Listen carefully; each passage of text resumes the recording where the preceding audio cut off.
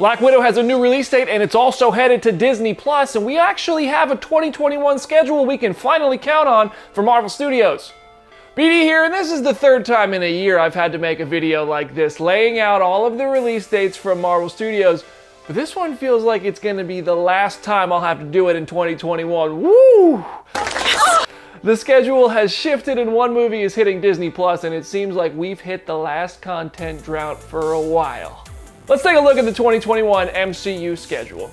Right now we have The Falcon and the Winter Soldier dropping new episodes every Friday on Disney+. This show is going to run up right through a finale on April 23rd, and then we have a bit of a break until Loki. Loki premieres its first episode on Disney Plus on June 11th. We don't know for sure how many episodes this one will have just yet, but we do know it's going to run straight into the first MCU movie in more than 2 years. Black Widow drops in theaters and on Disney Plus on July 9th. You'll have the option to get the theatrical experience for what could be ScarJo's final Marvel film, or pay the premiere access fee to watch it at home on Disney Plus.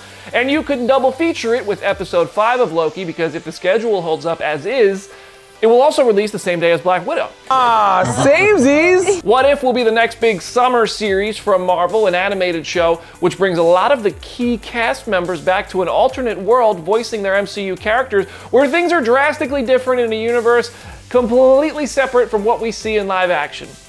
ShangChi and the Legend of the Ten Rings will release on Disney Plus on September 3rd. The first trailer for the Simu Liu-led Kung Fu thrill ride we're all waiting for should be arriving sooner than later, as the movie is less than 6 months away even with this delay. I want it now! In the fall and the winter, we will get the Miss Marvel series, which puts Iman Vellani in the MCU as Kamala Khan, a fan-favorite young Avenger hero, who will go on to appear in Captain Marvel 2 further down the line. And then the Hawkeye series gives Jeremy Renner a show as Clint Barton, with Haley Steinfeld all but ready to take on the Hawkeye mantle moving forward as Kate Bishop.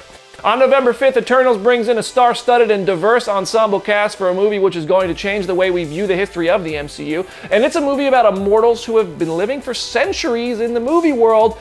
And then on December 17th, we get SpiderMan No Way Home, which is a joint venture between Marvel Studios and Sony Pictures, picking up where Spider-Man Far From Home left off and bringing Peter Parker's fully unleashed identity to the MCU.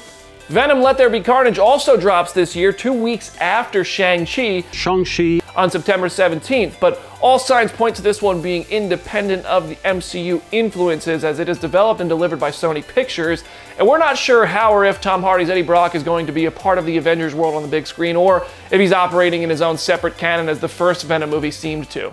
On my planet, I am kind of a loser, like you, but here, we could be more. Which MCU movie are you most looking forward to? Drop your thoughts in the comment section or send them my way on Instagram at BrandonDavisBD. You know I'm always down to chat. And subscribe to the Phase Zero podcast on any major podcast platforms if you like talking about the MCU. I'm BD. I'll see you there.